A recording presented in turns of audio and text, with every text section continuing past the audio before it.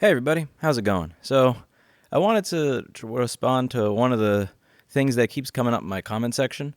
I'm not really sure how to respond to it without it being a very long and rambling story, which is why don't you have somebody to plan all of these things out for you? Like where this will go, what size this will be, and so on and so forth, because it seems like you're kind of doing this flying by the seat of your pants kind of thing. I have to pet the kitty before I get involved. And it's an interesting question. And the thing is, I actually agree with everybody saying that. Wouldn't it be easier if you had somebody to help you with organizing? And I actually did. It's interesting because in the beginning, I was going through different designers, architects, design firms to try to find someone that would be able to work with us. That my idea was I wanted to find someone that would spend some time at my current location, watch how we deal with customers, look at what about our current setup is efficient and what is not efficient, make recommendations for the new space, design it, help me with, what type of furniture, what type of colors, all this type of stuff.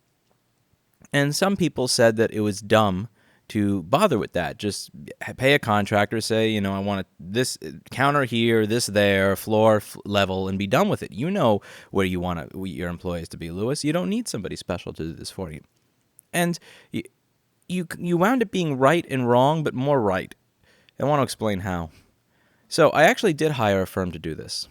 I checked out a couple of different firms. I visited the spaces that this firm had credited themselves as doing. We met in person twice. I had two people from my company, in addition to myself, speak to the people at the firm that I had hired to do the design, architectural drawings, all that kind of stuff. And they sounded like they would do a good job. They had some good reviews. Not a bunch of, it's not like they had 300 five-star reviews or something, but they had enough that it seemed like they would do a good job. And they gave us a quote on the 30th Street location that was actually fair. One of the things I mentioned with the 30th Street location is that there were about 5 or 6 contractors we had show up. One said $150,000 to renovate one room, which was a joke. I posted that. It was kind of funny. Another one posted something that was kind of decent. At least it was kind of spelled out piece by piece. It wasn't, it wasn't the best quote, but at least they said it's going to cost this much for this much for that. And they got back to us very quickly and were very communicative. And a lot of the other contractors never got back to us at all. They said within 3 to 7 days, expect a quote.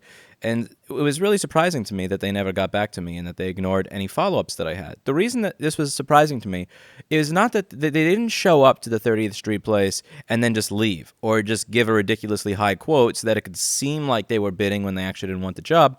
What they did was they actually stayed and asked a bunch of questions for an hour and a half. And they took drawings and measurements of everything. And then they left. I just don't understand why somebody would waste all their time doing that if they had no intention of even putting in a bid at all. And it's weird because I told them I was expecting, this is back when I thought I actually had some sort of qualification for some sort of loan, even if it was a small one. I was expecting that it would cost somewhere between $80,000 to $250,000 to do construction. So it wasn't like I wasn't willing to pay anything. I think that that's a budget where you could at least work back and forth with someone. And none of them did. That was very disappointing. And that's going to be something I talk about here later. But one of the places that got back to me, we wound up saying, listen, we chose a new place. We may not need you for construction, but is there any way you could offer some sort of design service where you come to our space, you see how we lay things out, you see what we did right, what we did wrong, you take the things we did right to the new place, you redo the things we did wrong. How much would it cost for you to do something like that? How much would it cost for you to help us with the design process? And, and they gave a quote about, somewhere between $7,000 and $8,000. And I said, sure, cut the deposit check. Great. Thank you very much. We had a handshake. And again, I had looked through their work. I had seen the other places they did. I saw the reviews. They were referred to me by somebody else who I had trusted. And the moment we gave them the check, that is where it all went downhill. So we had a meeting after they'd come to our place. And we had, where they discussed where all the things that Paul and Steve, the managers and also the technicians, had spoke about how things should be laid out and, give us some suggestions on what to do. And many of the drawings did not include any of these elements. We received about 3 different drawings. Each drawing included about 20% of what we discussed, but each drawing was missing the rest of it. And even if you put all the drawings together, they were still missing many crucial elements. When it came to things like color, if I emailed, I would hear back maybe 2 to 3 days later, and I would only hear back after emailing several times. I would get these vague emails that, after 2 days that said, here's 6 or 8 different colors. And then I would reply and go, like, what is this? Is this, I don't know what to do with this. Is this that's the floor and that's the wall and that's the ceiling? Is that's the left wall and that's the right wall? Is that's the wall and that's the molding? This is not labeled in any way. I don't know what to do with this. I'm a laptop repairman. Can you please just tell me what to do? Because I made it obvious in the beginning that I'm a laptop repair person with no sense of aesthetic taste. I'm wearing a $4 gray T-shirt that I got from OMG, and it's just like, come on, you should. So and one of the worst parts of the entire experience is what I mentioned in that using jargon with your customers can ruin your professional reputation video, where I went to meet with them and they said, oh yeah, by the way, it's going to cost about $20,000 to change the CO if you want to do this type of stuff properly. And I had, at that point, an aneurysm would be dramatic. Whatever the one thing is before an aneurysm, that's probably what I had in the office.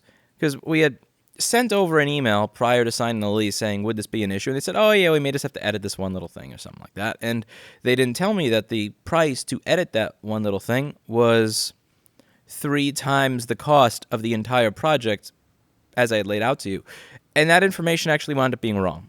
And they said they would get back to me about it within a day. They'd emailed me and said, okay, I'm going to ask somebody and get back to you about it. And that was on November 26th. It's December 21st, and I doubt I'm ever going to hear back. And what happened here is my fault, because I hired the wrong person. At the end of the day, the business owners always like to take credit for the innovation and the positive successes of their company and the great business they've built and the company culture and all the good things they do. But you can't take credit for that if you don't take credit for choosing the wrong business. I did what I believed was my due diligence. I got a reference. I physically went to their other locations to see how they came out. I looked up to see if there were anybody that had bad experiences, and I had 2 different people from my company, in addition to me, speak to them in person after a meeting, and we also saw how responsive they were in a quote. And then when we actually paid, we got to a point where even if Steve were to call them up, it would do this thing where you knew that they were ignoring you. So if you make a phone call and it rings for like 15 or 30 seconds, it means they never picked up the phone. If you make a phone call and it goes to voicemail immediately, it means their phone was off, they're in the subway, they don't have service. If you make a phone call and within 4 to 5 seconds it goes to voicemail, that means they're left swiping you, they're ignoring you. And that happened several times as well. That's not the level of engagement I would expect from somebody that we paid about $7,000 to $8,000 to. That's not the level of engagement I would expect from $700 to $800. That's actually not the level of engagement I would expect for $70 to $80. If Erica said, oh, my cousin's second uncle's kid or something is going to school for design, and they said that they would like to help you, I would actually expect more out of that than out of this. It was just, it was sad. And I needed now so that's what occurred there. I really genuinely wanted somebody else who was experienced to manage this, which is why I found what I believed to be a proper architectural design firm. I looked at the places they had created. I walked into them. And I believed I had done my due diligence, but the reality is that I missed something. I'm not sure what it is I missed, but the reality is I don't have enough experience when it comes to construction. This is only really the second store that I've kind of renovated to really understand what it is that I did wrong. But at the end of the day, it is my fault because I undertook it, and it was my choice who to hire. I did have choices, and I chose the wrong one. So, and the other thing that goes on here, and this is going to be discussed later, is kind of like the scarcity mindset that you can get into, is I did think that I would have more money available than I did. So when I moved into this place and I realized I'm paying $400 a day in rent, when you get ignored over and over again, you're almost kind of willing to get started immediately, because I'd rather just get started and maybe risk something not going exactly as I planned it than wait a month or 2 months or 3 months to find someone who would be open to taking on the project. Now, a big part of why I didn't have the storefront done initially is because I didn't have the money for it, but the other part is that during the holiday season, it's kind of difficult to get a hold of a quality contractor for the original store. So if if I had the money sitting in the bank to do all that, I would have probably been in a different mindset than I was in when I realized I'm paying rent right now. I need to get this place up and running as soon as possible. I can't just let it sit here while I twiddle my fingers trying to find the perfect designer to go, to go over everything. And the other thing that I think is interesting to bring up here is that most of the people who watch my real estate series who are very interested in it appear to be people who are from outside of New York City. And I think what they were really surprised by was the lack of honesty from everybody, but also the lack of care. If you look at most of the spaces that I had brought my camera to, you would see that most of them were in a state of disarray. They had been flooded. People had built light fixtures behind walls. There were cockroaches. There were American cockroaches killing Oriental cockroaches and battling it out. Huh? Oh, yeah, drywall to hide mold, all sorts of terrible stuff. Every place that I went to was in disarray. And a lot of the people were curious as to why this is. Why is everything like this here? And one of the things that and this kind of ties into the reason that when I leave New York, I am so excited and happy, and I can't really calculate exactly why. But it comes down to this thing where everywhere else I go in the world, it just looks proper. Nice. It's not that it looks like the Hilton Hotel. It doesn't look like One World Trade or Trump Tower or anything like that. It's just consistently decent. Whereas in New York City, you have these multi-$100 million buildings with beautiful construction, and right next to it is a fucking dump. And that is very common in New York City, and it's been common the entire time I'm here. And when I go to Brookfield, Wisconsin, when I go to Guatai, California, when I go to Guatai Mountain, when I go to Olathe, Kansas, or Lincoln, Nebraska, or when I go to like Allentown, Pennsylvania, or anywhere, many places in Florida, it's not that way. And part of the reason that I believe it's that way, and this is a theory of mine just from living here so long, is that we actually do have good contractors. We do have honest realtors. We do have all those people, but the honest, good contractors that are really good at their job, that don't cut corners, the really good architects that are good at their job, they're busy doing jobs for all the 100 millionaires and 10 millionaires and large companies. They're not wasting time with the low end. If you really have that ability, if you don't cut corners, you're not going to be working on Lewis's store. You're not going to be working on Gardenia Deli on 30th and 8th. You're not going to be working on Best Price Grocery on 12th and 1st. You're going to be working on Chase Bank, on Capital One, on some sort of music hall, on some sort of building where Broadway plays are taking place, in a building used for a financial firm. You're not going to be working on my project. The people who work on projects like mine it's going to naturally sort itself out to the people that were not good enough to get all of those projects. So the way I think it goes, and this is purely me speculating, isn't like in Lincoln, Nebraska, and Olathe, Kansas, and Brookfield, Wisconsin, and Guatemala in California, you have a town of people where there is a limited amount of opportunity. So the best contractors, the best designers, the best everybody, they're free to some extent. They're available to the normal homeowner. They're available to the normal business. They're not busy because their talent is going to be used by the multi-million-dollar or multi-billion-dollar businesses. Whereas in New York, anybody who's any good is going to be taken by them, and you're left with the scraps. And the scraps are going to be people that do a good job sometimes. They may do a decent job. Maybe they do a good job now. Maybe they don't do a good job now. Maybe it's a coin flip kind of thing. But it is a coin flip kind of thing. And it's why when you're in New York City, it's not like there's Whole Foods and then there's your corner store.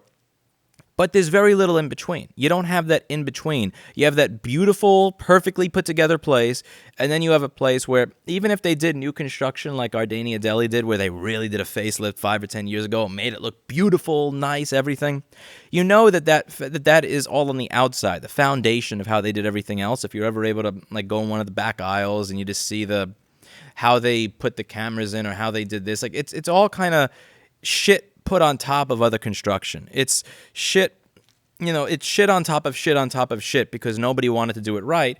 Because, well, if you're going to be paying rent here, you have to pay so much in rent that you don't have any money left to do things right. But also the people who know how to do things right are busy with other projects. So what I think would have maybe happened with my designer, they seem like a nice guy. I feel very, very sad about the fact that if I don't get the refund that I had talked about in a previous video for at least $2,000 worth, because I think that giving him $1,000 for shit drawings and ignoring a lot of my emails is more than fair, I'm probably going to be taking them to small claims court, most likely. And it makes me sad to realize I'm taking them to small claims court because they seem like nice people. But the reality of the situation is, to me, the way I see it is they're likely involved with a lot of other projects that are paying them way more money from people who can actually afford the amount of money necessary to get their attention. You need to be able to pay someone a certain amount of money to get their attention here. If I'm bidding with other people, if I'm bidding with other companies that are willing to pay $100,000 for design services, then it doesn't matter if $7,000 or $8,000 is a reasonable amount to request. I'm not going to get it. Like one of those other architects that I read a quote from, it was about somewhere between $35,000 to $51,000 or so. He got my name wrong. He got the address of my current store wrong. He got the address of the new store wrong. And as anybody who's ever dealt with bureaucracy of filing permits knows, in New York City, you're looking at months and months of delays if you get stuff like that wrong. And architects tend to be known for their attention at detail. That actually seems to be their job. So at $35,000 to $41,000, that's actually not enough for me to get his attention to detail to where that other architect, not the one I hired, could even get my address right. And, like the Chase, Starbucks, Dunkin' Donuts, Whole Foods, as Kopaz says in chat, those are the places that are going to suck up all the good contractors. And this is something that I notice every time I leave, every time I go on vacation, every time I go somewhere else that's not New York City, I see it. And, I'm not trying to say this to absolve myself of responsibility and accountability. I chose the wrong designer. I did not do things as well as they should have been done. I fucked up as a business owner. Here's a question for you. How would you have foreseen that this would have happened? Because this could have happened with any designer. As you can see, the architect, he would have charged much more money. Nobody can hear you. The architect would have charged much more money, and he got your address wrong. So I don't think you should be blaming yourself for picking this contractor or this architect. I don't even think the $35,000 guy was actually even bidding enough money. I don't even think that was enough money to get him to care. I genuinely don't think that was enough money. Mm-hmm. I think that, in other areas of the country, you pay this much and you get this. Yeah. Here, you pay this much to get this level, and if you pay this much, you get considerably less. Because you're getting the people who are getting the scraps of the job. And this thing... What's up? I just think it's extremely disappointing, and the designers really should feel ashamed of themselves, because I understand that, yes, maybe $7,000 isn't a big project compared to other projects. However, there is a sense of professionalism that they need to have, and if they're going to do some childish, we're just going to ignore your calls and not respond to you for 10 days or so, that really shows me that they don't respect you, and that pisses me off. I don't think it's a lack of respect. I think it's simply people. Nobody can hear you because you're far away. It is a lack of respect. But it's a clear lack of respect. I think it's a thing where there is just so many other people bidding for their time and their money. I mean, their time and their attention. And they need to make a certain amount of money to do business in this ridiculous city. And the thing is, as much as I screwed up and as much as I did things wrong, because admittedly I don't know anything about construction or building places or this stuff. If I could have decided, before I move, I'm going to learn about all this. I'm going to focus on learning about this so that I am a bit better at managing. And I didn't do that. I take accountability for it. But what's interesting is, at the same time, I don't take all of the I don't allow myself to feel too bad about it, because when I go to anywhere in New York City, everything is rinky-dink. It's not just me. Everything is rinky-dink. If you're not a large brand name place, if you're not a franchise that has shops all over the country, like when we were walking to the bike shop down there, even the clothes store that we passed, that place was huge. It was 3 times the size of the store that I'm about to rent, and the design and everything inside just looked rinky-dink. Everything here is rinky-dink that in New York City, and done in this kind of patched together bullshit way. And I remember it even back when I worked in the Film Center building for this guy that had 35 studio rooms in it. If you're something resembling a normal person, you're not going to get the work in New York that you would get in virtually any other part of the country, where people are actually freed up to work on your project. Because all those people that are good, if they were in New York City, they wouldn't be working for me.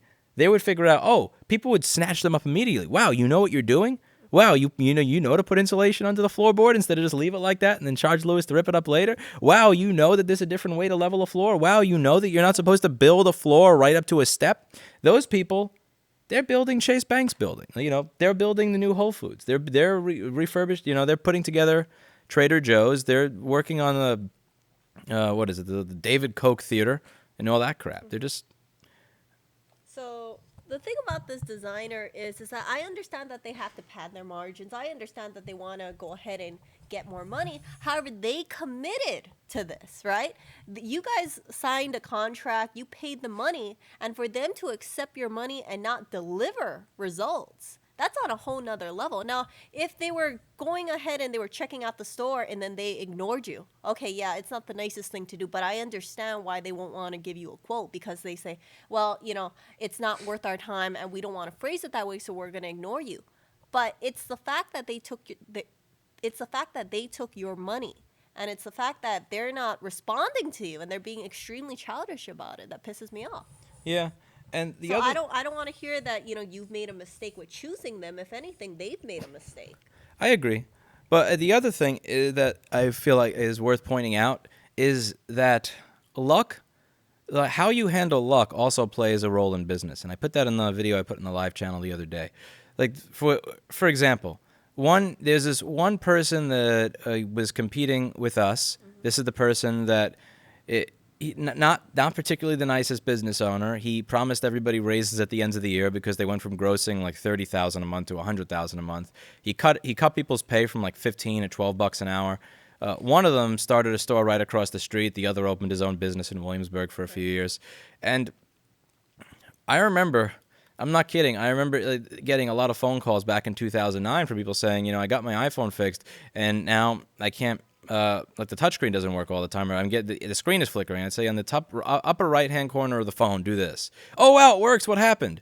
And he wasn't plugging the FPC connector in all the way. He also wasn't putting this little piece of foam on top of the plug so that the little foam is supposed to be there to keep it from popping up if it gets shocked. And what was interesting is that I remember seeing this guy. He got an article written up in the New York Times. He was, I think, CNN Money or something. I forget. It was some local news. I remember. And this was one of the points where I went full Frank Grimes, and I was just about to touch the 600 volts and say, I don't have to wear safety gloves because I'm Homer You ever watch the episode of The Simpsons? No. With Frank Grimes? One of my favorite episodes.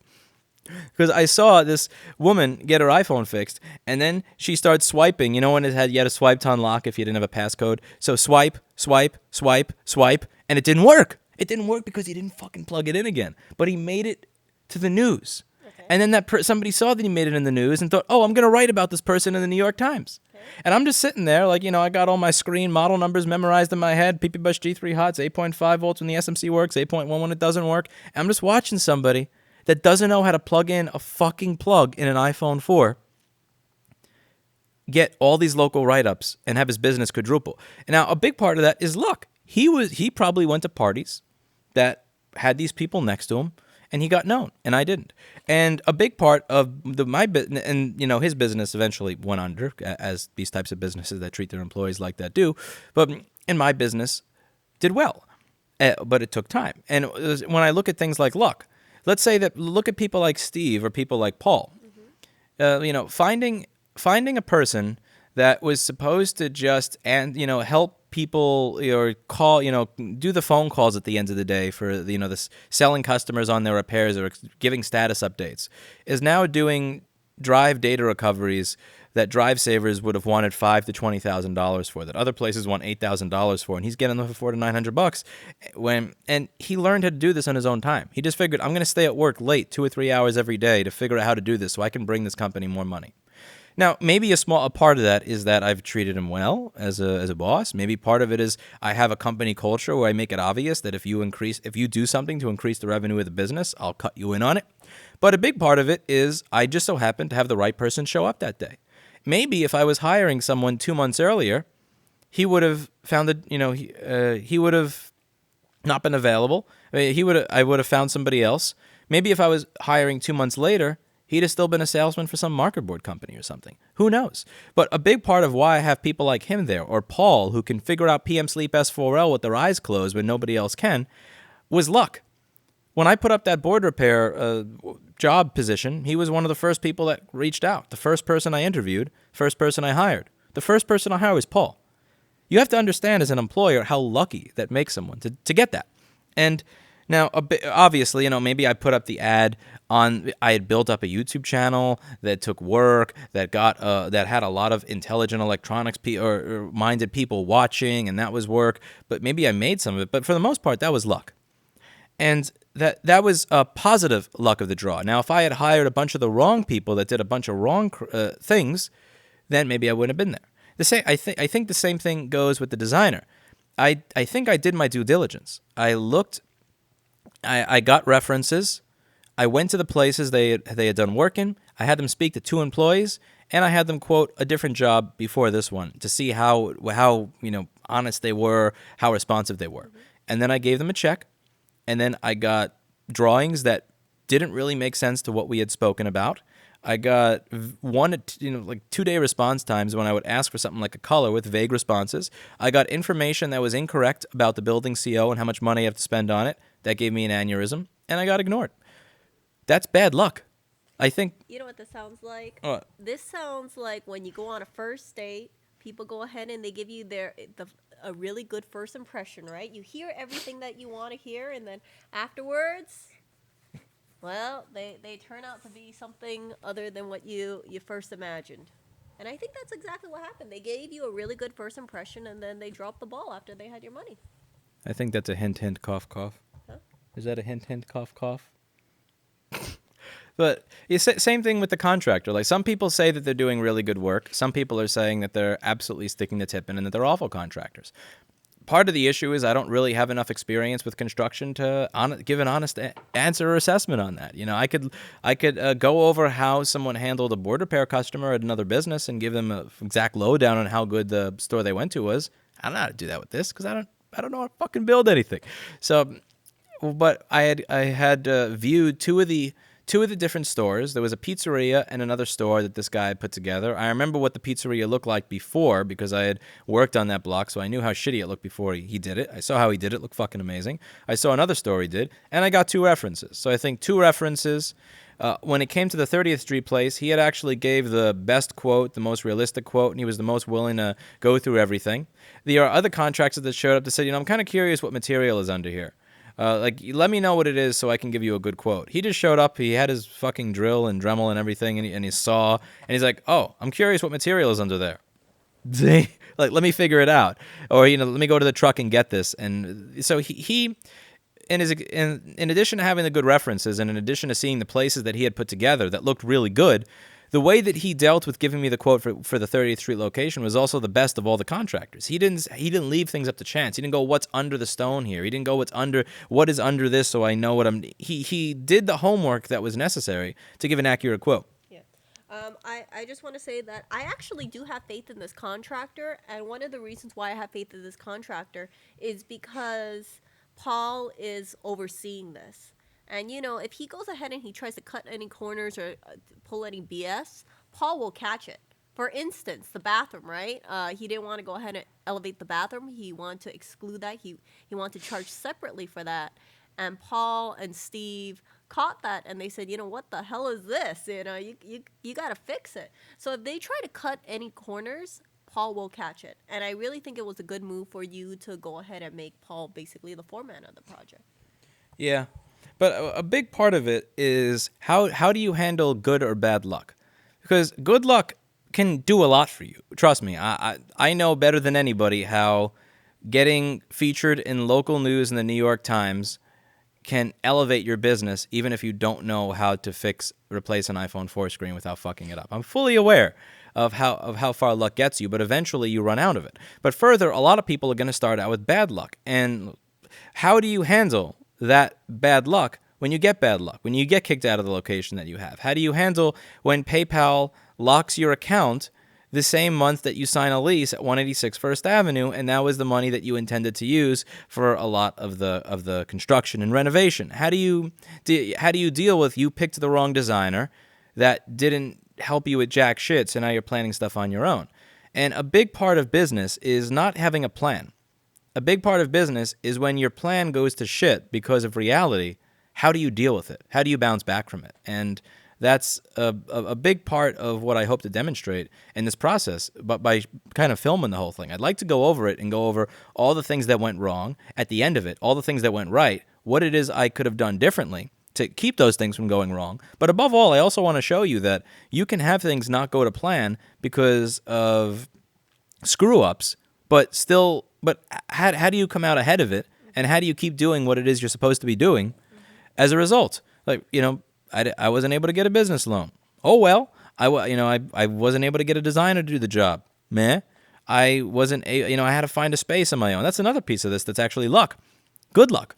I dealt with an honest broker for 2.5 months. Alan is a quality broker. He really is. He's a good guy. And I found a better space than anything Alan had presented to me in 2 months that needed $100,000 to $200,000 less construction, was larger, and was cheaper on number 3 result in LoopNet.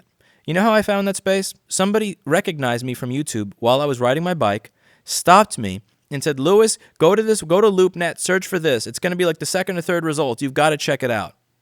Tell me that's not fucking luck. That is amazing luck. I'm paying $66 a square foot to be in Midtown Manhattan in a store. That's insane. That's office rent when you consider it, because office rents are usually $45 to $48 a square foot, but that's with loss factor. That's not Bosch meters. I'm measuring in Bosch meters, which is probably I'm paying about office rent. That's luck. So, you get good luck, and then you get bad luck. Then you get good luck, and then you get bad luck. And it's how do you deal with the bad luck that you get, and how do you just blaze through it anyway? And I think also what this whole experience will show is how essential it is to have a really strong team behind you. For instance, his employees could have gone ahead and taken the hands-off approach and said, that's not my job. I don't really care. If Lewis is stressed out, they're just going to go ahead and, keep doing their own thing. But what we've seen is that there has been an overwhelming amount of support and, advice being shared amongst the whole team about how they can go ahead and make this easier. And people on the team obviously have their strong suits. For instance, Paul is really good at construction. Hannah's good with colors. So I thought like Paul can do function, and then Hannah can do form. So that way we have a design and a construction person on board. MRO said that's not really a thing everywhere else. That was so shocking to see in the Hunt. Oh, you mean that thing where they say it's a certain amount of square feet and then it's not? Like where they say that it is 1,800 square feet and then you show up and it's 850 square feet. Yeah, that's just standard New York shit. And honestly, the thing is, a lot of people gave me way too much credit there with looking for a space than I have now, because what they did, it's really easy to tell when they're screwing you versus a contractor because it's numbers on paper. With a contractor, I don't know exactly. Well, I pay them and then I figure out what work I'm getting to some extent, or what quality of work I'm going to be getting. But also, with a real estate, I take that little meter and I hit a button, and then I see a number, and then I look at the number in the ad, and then I say, like, you're full of shit. It's not a lie. It's commercial real estate. Damn straight, Copass. I don't know why the text is so small. I'll have to fix that later. But I can tell if a realtor is BSing me immediately with this little laser tool that I just do this with. How much was that laser tool again? That one was $150. That was too much money. I think it was either $90 or $150. I could have got a $30 one, but I forgot to get it in time to see the 30th Street store, and I wanted to have it there when I went to visit all those places. So I ran to Home Depot and I got the only one that they had in stock at the time that could do long distances. I wanted to get one that did long distances just because I didn't know what distance I would need, so I just bought the one that could do over 100 meters. 100 feet or so. I forget if it's feet or meters. But anyway, I paid way too much. You could get that shit online for like $27.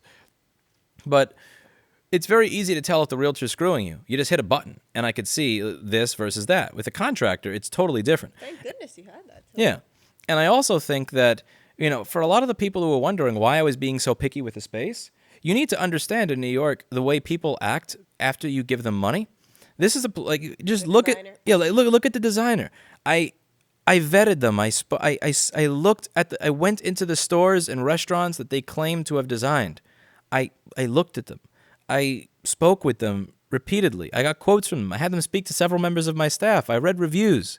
And they still, once I gave them money, treated me or got Sounds like a back. bad date. Yeah, like they It's a got. bad date. Yeah, it was a bad date. They got back to me as often as I would expect an FIT intern to get back to me if I said for free, design my store. That's pretty much what I got there.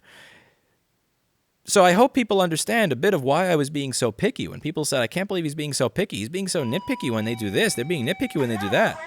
You ever get a real understandable explanation as to why loss factor is a thing? Well, loss factor is a thing because when the owner buys the building, they're paying for the whole building, but they're not able to rent out the elevator shaft and the lobbies and the bathrooms, so they need to make up for that. I think that's bullshit. Just include it in the price per square foot. Don't make shit up later. Have a higher price per square foot rather than just fucking around and lying about the size. I would really assume that the brokers would go ahead and double check things, right? Because it sounds like to me brokers are just salespeople, and all they will say is, well, the building owner told me that it's this square foot, so yeah, if you want to buy it, you want to buy it. Yeah, and the other thing there that sucks. For those who wonder why I'm not extending this mic thing further, it's if I put it over here, it actually falls down because I bought a bad mic stand. So. Sorry. You'll see it. Instead of being upright, it'll start going. It'll just droop down. This is not a latch leg for those wondering. But where was I? Oh yeah, the other thing with loss factor is it's not standard. Because if it was a standard percentage that applied to all buildings, that'd be one thing. This person has an 80% loss factor. This person has a 10% loss factor. This person has a 30% loss factor. This person has a 50% loss factor. That means that I can't take seriously any of the measurements. They're completely useless because there's no standard. But the reason that I'm so picky when it came to renting a place is because that's not a one-time transaction. That's a 10-year transaction. Hiring a designer that sucks, okay, I'm wasting my holiday in small claims court because they said they were going to send me a refund a week and a half ago. Still haven't gotten anything. That sucks. I'm going to waste my holiday in small claims court. But that's a one-time transaction. $3,000 to $7,000 down the drain is different than $12,000 down the drain every single month for the next 10 years. The contractor, even as expensive as it is, that's a one-time expense. That's different. But in New York City, it's so easy to find people who are going to screw you and stick the tip in that it really is important to do that due diligence. And the reason that I did so much due diligence at finding a store and was so picky about every little thing, like, oh, you're trying to charge me for the last month of rent rather than the first one for the deposit? GTFO.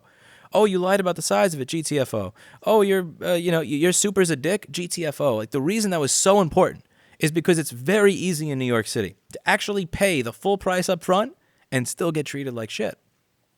And I think it's something that is genuinely unique to this city that it just does, and I don't see it when I leave. When I go to any other part of the United States, even places that are constructed on a budget, they look like they were put together by craftsmen that care about what they do, that care about doing things right the first time, not the 19th time.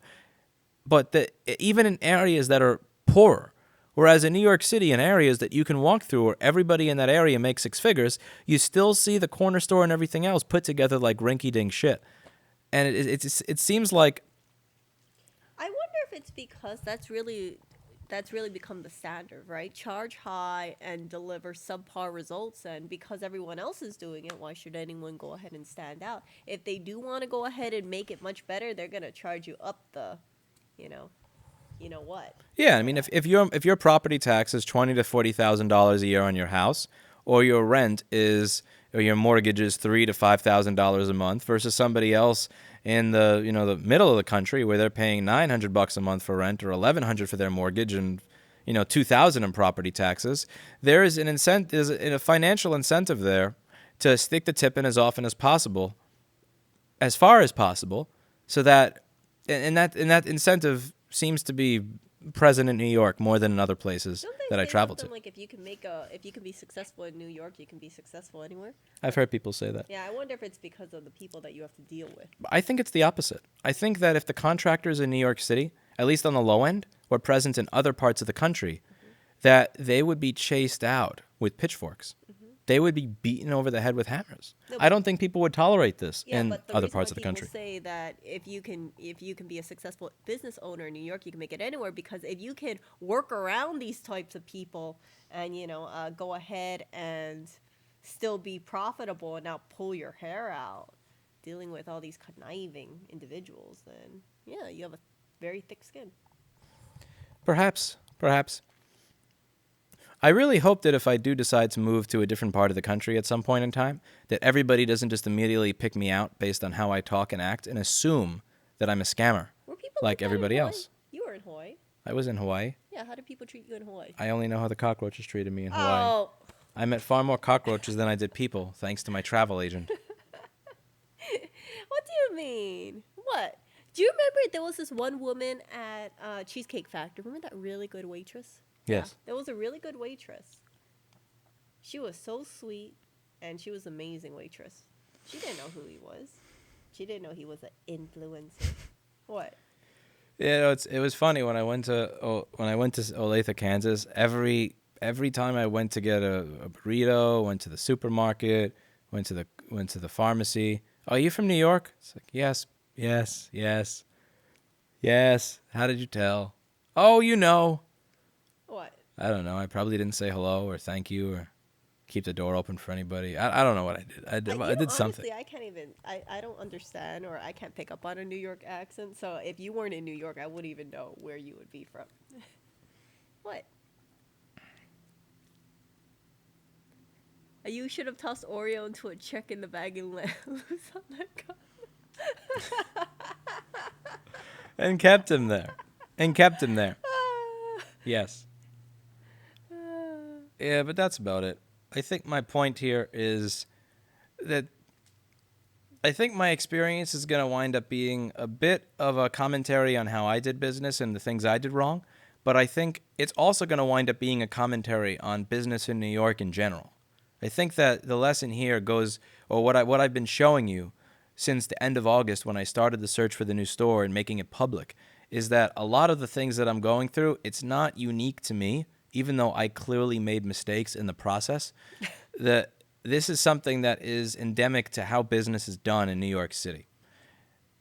And I think this video series may wind up serving to keep people from moving here, which is honestly not a bad thing. Can you put the mic behind the couch instead so the mic is between us? I don't think that would work. Let's see. Let's do this. Let's see if this piece of crap. Thank you, Wanto. Let's see if this works. Let's see. You want me to move it? I got it. Hey, I need you to sit down so I know where you're going to be. What? No, I was going to move the stand. No, I'll move the stand. So. Oh, okay. Do this. No, just move it right here. Okay. You want me to hold it? I'll Hold. it. Okay. Tape the stand so it doesn't fall over. No, I just need to twist this as much as I can. It's like holding an ice cream cone. All right. Let's see how this cheap piece of shit does. Hey, that's not bad. Whoa. Go figure. Now you want to work. Okay. Beautiful. There. Can you guys hear us? Is it better? Let's put this on Omni. Oh, I don't know. Thank you. Yay. Thank you for the suggestion. All right. Let's make it a little louder. You can hear now. Well, there you go. But I don't think I have anything. What kind of mic is this? Audio Technica 4050. There. It's like a knockoff of the AKG 414. It's like 1/3 the price, but sounds very similar. So that designer, they didn't get back to you. When was the last time they got back to you? Or when was the last time you spoke to them? Because I know you were telling them how disappointed you were in their services and how... They said that they would mail a check, and they were fairly aggravated with my saying that if I don't, I think like Steve They said were aggravated. Steve said I was aggressive, and I listened You to the should be recording of the aggressive. phone call, and it actually was fairly aggressive. But Oh, he you have said, every right to be. no, I said, just you wanted to refund $1,500 of the $3,100, $3,200. I want at least $2,000 back. I honestly want this to be free, but Steve's convinced me that that's not fair. So. Just let me, I've been on the phone with you for 17 minutes. Let me know in the next 10 seconds whether I'm taking you to small claims court to get back $2,000 as a minimum. And then the guy lost his mind. He's like, I just want you to know that I'm not doing this because you threaten to sue. That's not why. I'm doing this because it's a small community in New York City and I want to do the right thing. But Touche. this is...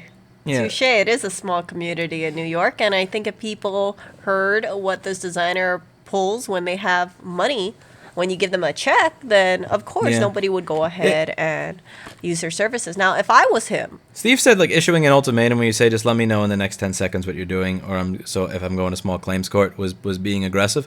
That's why I asked Steve to handle the call, because I'm either really nice or a complete douchebag. I don't have the ability to do the center. Steve can play the center. I'm either, oh, this is the amount of money you wanted? Here, I'm not going to lowball you. Here's your check. Thank you so much. Or I'm suing you. yes, exactly. This person, it's funny because it almost sounds like they're playing the victim, and maybe I'm interpreting it wrong, but it's like they feel like you feel like you're being too aggressive, but truly, they should have been called out on the shit long time ago. I think they just don't like handing over the money, and for that guy to weasel his way out, oh, it's a small community. I wish he had said, I'm going to give you your money back because I do agree with you. The way that we handled communication, how poorly we delivered things is an issue, and to be honest with you, it's embarrassing. So yes, I want to give you back $2,000. And the guy was, that would have been honorable. no, the guy was pulling that kind of shit that bad married couples do, where he said I know that you feel that way, and I'm sorry you feel that way, and I know there's nothing I can do to change. It's like, dude, no, I cut him off. It's like, fuck that like 1950s housewife bullshit. It's not. I don't feel that way. Read the emails. It's objective. You said you were going to tell me about this CO on November 26th. It is now halfway through December. Yep. Where is the response? Yeah. To be clear, this It's is not about a deflecting. feeling. Like, I feel like this sucked, but objectively speaking, on paper, no. Yeah. Like, fucking no. Yeah. The thing is, I've done this to customers. I know I've done this to customers. If you have 29,000 tickets, you're going to have some people where you miss something 3 or 4 times in a row just by chance, and you screw them over. And when that happens, I'll just go, here, we have machines in the window. I'm going to refund you for this. I'm going to take your drive. I'm going to put it in this other one that's been in the window for a while anyway. Here, just take it. Enjoy. I'm sorry. I fucked up your day, your week, whatever. Here you go. It's not like one fuck up, but when you fucked up that badly, Consistently, yeah. Yeah, just and there say was it. no, I've way to done go it. ahead and make it better. Now, what I'm curious to know is that he had an can't drink. idea, huh? I spilled my it's tea okay. in my He had an idea of the timeline that things were being turned around. For instance, communication to you. Did he ever address the piss poor timeline? No, it's just I'm sorry you feel that way, and it was under my understanding that everything was fine. I was told it was handled. I was told it was handled. It's like, who the fuck told you that? I had an aneurysm in your office. I wonder. Well, you worked with a woman, right? A woman, not him directly, Yes. right? And he said, I wish you had called me and told me that it had come to this, and so I could have gotten involved beforehand. And you're like, here's the thing. At my company, if we tell somebody it's going to be $100 for data recovery, and then Kevin tells the customer, oh, by the way, it's going to be $900 for replacement heads and another $900 for logical volume fix or whatever, some shit. And the customer has an aneurysm. What Kevin doesn't say, oh, I handled it. Kevin will walk over to, go 1 second, give me 1 second. He walks over to Steve and says, Steve, this happened. Because Steve's A, the manager, and B, the person who does the senior data recovery. And he goes, like, what's going on? Can you look through this ticket? Give me an idea. And then Steve will tell him what to say, or Steve will go up and speak to the customer. Like that, I think that's something that should happen. If you tell somebody who's paying $7,000 to $8,000 for a design project, oh yeah, by the way, to do this one filing so things will go right, just did this one filing for you, $20,000, and they go, oh my god, in your office, and then you say you're going to get back to them with a result, that you do that. Like what? He says that it's my fault that I didn't call them to say, here's the problem I'm having with the person you assigned to my project.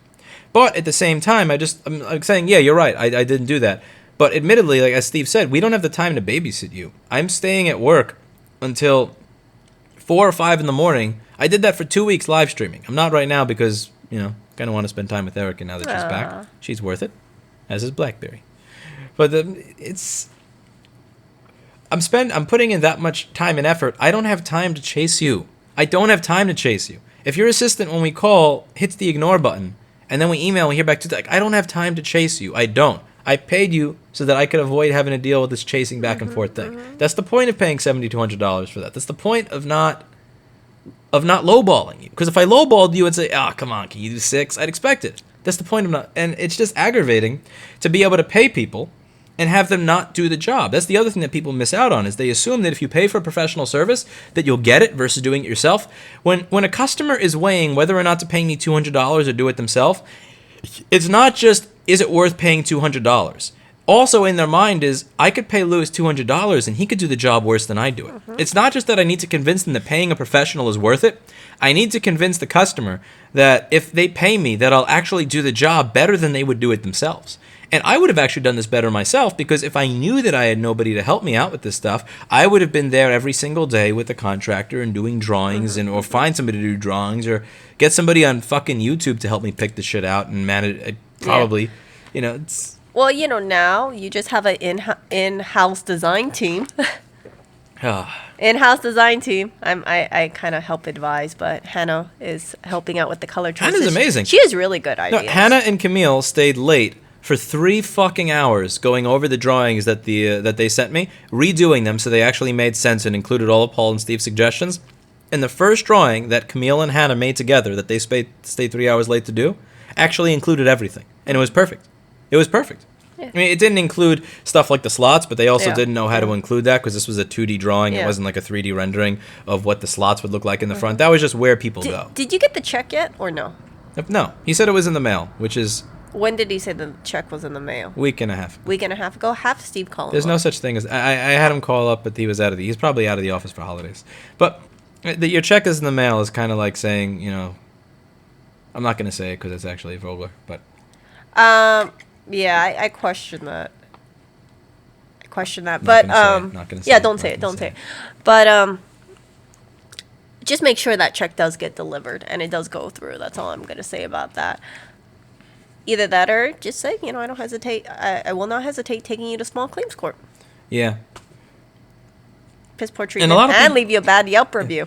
And what I'm really noticing is that the people that think the contractor are good, I replied to a couple of the comments. I'm noticing the people who think it's a good contractor are people from the New York area. Oh. And the people who think it's atrocious there's a guy from New Zealand, there's one guy from Nebraska, there's another person from Montana.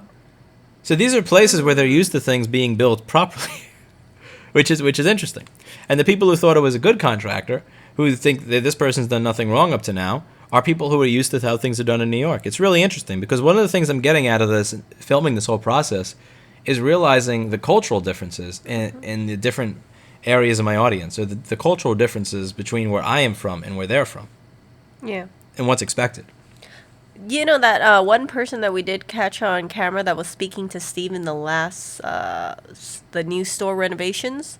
The guy who was working on the framing. I think he was wearing a red shirt. That guy. He looked like Barnacles. He's an absolute gem. Yeah, I say that if anything falls apart in that store, make sure you have his contact number. Yeah, I would want to have that guy's direct number, because he knows his stuff.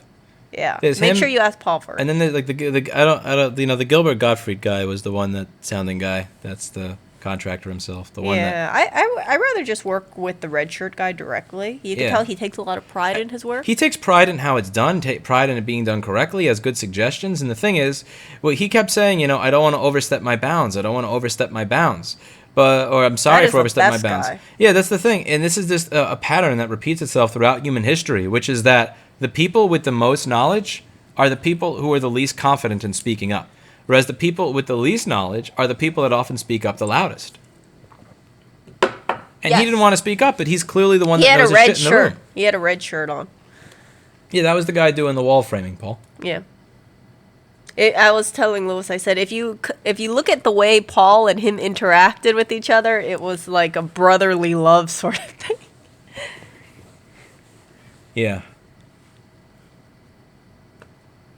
But I am excited. I'm excited for the store. I think the work will come out fine in the new store. Never, Kel, Comnut. Never. Never will. On Twitch does, yeah. Let's see. Red shirt, there's new red shirts. The red shirts never survive, says Paul. The British. Yeah. 1010 would hire that guy, yeah. So. Yeah, like that's a dude to take the contact information of. Yeah, let's see. Yeah, so I'm not worried about the new store's construction. I think it's going to be pretty much smooth sailing. If there is any issue, Paul will handle it. If there's any color designs, Hannah will go ahead and give her input into it. And that's a good thing, because I do not want him to be bothered with, construction jargon and color schemes and matchy-matchy colors. he shouldn't have to deal with that. And I think That's that a nice way of saying that I have no taste. Huh? That's her saying very politely that I have no taste. Is anyone going to be in store on Christmas Eve, Christmas? Okay, definitely. We might be swinging in on Christmas Eve to perhaps pick up Oreo, perhaps. Yeah, we have to take him home. We either have to take him home or we have to go to the store on Christmas because someone has to feed him, right? Oreo has completed his mission. Now he has a mission to complete at the new store because you think my store had a mouse problem? Oh my god, this new place has fucking mice everywhere. I have traps there. I actually have to check them today. But you want to go? You and me? You want to go over there? Let's go. Check out I haven't seen the new store yet. I haven't gone inside. Maybe. Yeah. And then the you go other to Whole Foods after. Whole Foods? Yeah, Whole Foods. What? What do you want from Whole Foods? Grass-fed beef. That's what I want. I thought you liked Trader Joe's. Trader Joe's You're a traitor. Trader Trader Joe's to has trader. meat, but it's very expensive, and I only like eating grass-fed beef because I'm trying to be on the keto diet, and it actually works. Upping my protein works and lowering my carbs. Show your muscles. Huh? Show those muscles. But I don't go to the gym. Show those muscles, girl. Look at my little flabby arm. My flabby arm. Wait, show your muscles. Show your muscles. What is that? What is this? I don't have muscles. You don't have muscles. I don't have muscles. I have twigs. Twigs. 2 twigs. Oh. Guns. Erica has guns. I don't have guns. I don't have guns. Oh. But yeah, the new store really is a good location. It's right across from a Planet Fitness. And it's nearby a Chipotle and a Whole Foods and by FIT too. FIT. Yeah, FIT, where there's a bunch of MacBook users. Women with good taste. Or men with good taste too. Planet Fitness is horrible. I Yeah. go to Planet Fitness. I almost got tossed out of one because the hotel that Jessa was teaching in summer of 2015 when I was teaching at Practical Board Repair School with her had a Planet Fitness. It was the only gym in the area. And I went there. You grunted too loud. No, I grunted once at the end. Yeah, and then they said, you can't do that. You got. I'm sorry, I won't do it again. No, you have to leave. And it's, excuse me, you have to leave. And I said, I paid to be here. You're so intimidating with your grunting. I'm not. No, it's like I paid to be here. No, I will leave when I'm done with my exercise. You're welcome to call the local police and tell them this man made a noise at the gym if you'd like me to leave, or you can return my money. But it sounded like a Wolverine grunt. I wasn't trying to do some No, I just did. No, I think okay. And that was it at the end. Yeah. I was trying to get one last rep in, like fucking. So here's the thing about Planet Fitness. I know they have this thing called a lunk alarm. They're fucking assholes.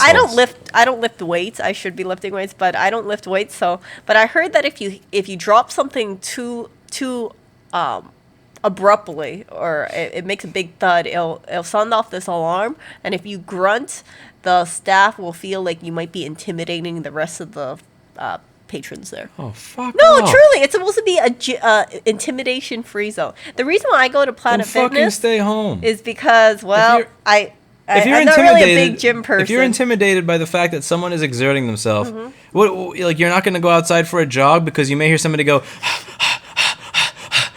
Are they going to kick you out for doing that too if you're running outside? No. But they don't. They have something against. They don't like bodybuilders. They don't want the muscle T-shirts. The really skimpy tank top that guys wear. You know what I'm talking about? The really thin one. You're not allowed to wear that. Fuck and then off. I think you aren't able to work out in jeans. I think, but I might be remembering that wrong. There's a bunch of things. You're but not allowed to work out, and frankly, that's what's true for most of their membership. you can work out No, if you you're don't. like little Lululemon. They leggings. only allow people into the gym. They only allow certain types of people to sign up, which are people that are going to pay and never fucking go. They only allow certain people to sign up. That's how they can afford $5 or $10 a month membership, is because they know 99% of you are never going to fucking lift weights. What? Well, I have gone to the gym. I'm not repairing MacBooks, but your videos and Very tutorials rarely. have doubled my income in the last 3 years. Awesome. Aww. I don't know how I could have doubled your income if you're not doing what I'm doing, but I appreciate it. The ladies are allowed to wear. I don't think you can wear like a sports bra there. I don't think you're supposed to make people feel bad about their bodies. So I wouldn't be surprised if there's something like you cannot wear things too, not too form fitting on the top, or too skimpy on the top, because You can't look like an Instagram influencer at Planet Fitness. yeah, I don't. But I might be memorizing that wrong. Slut shaming. All right, time to end this. Thank you for watching. I'll see you in the next video. Sounds like you're not allowed to wear gym clothes. No, they don't. They definitely do not allow nudists there. They should just wear a bag. Except for room in the dark. See ya.